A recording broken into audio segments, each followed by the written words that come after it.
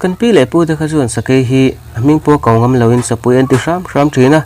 an za in an hlau hle thina an ti hlum palemo an kap hlum palemo ni po in tre campaign a de nge an lo ti jok thin chutiang khoparam sa za kai ram hnoilal pa an ti chuan ne lo le ngam lo alo nei ve thau mai sakai na ngam lo ram sa te pakhat na water buffalo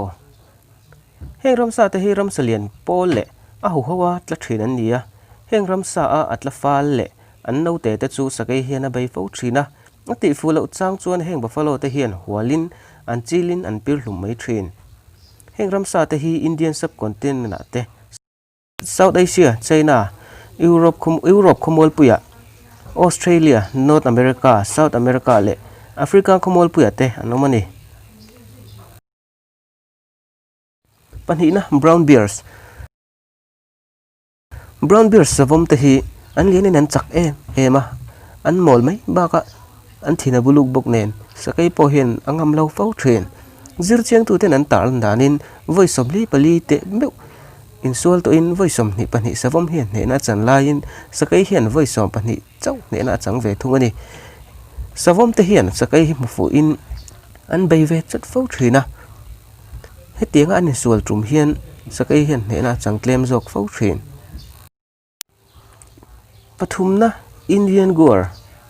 heng ram sa te hi ram salian le chak tak mai nia tikrol nga em mai nia heng ram sa te hi sakai hian a bei ve fo thrina a se hlum fo thrin bok ma se ati fu lo chang chuan heng ram sa te hian be le tin an ke zum le chak tak mang chuan an pirin an vora an si hlum mai thrina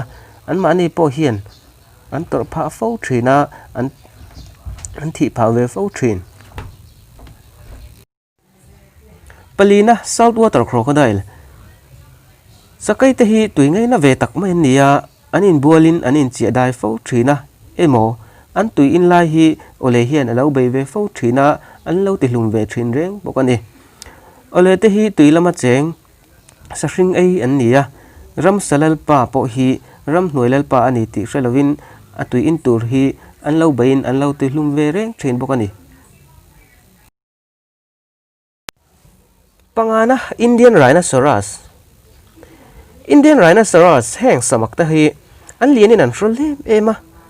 sakai tan chon han bei ngam mai chi po ne lo ma se sakai hian an no te hi a bei fo thina samak hian a tlanin ati hlum ve fo thin reng bokani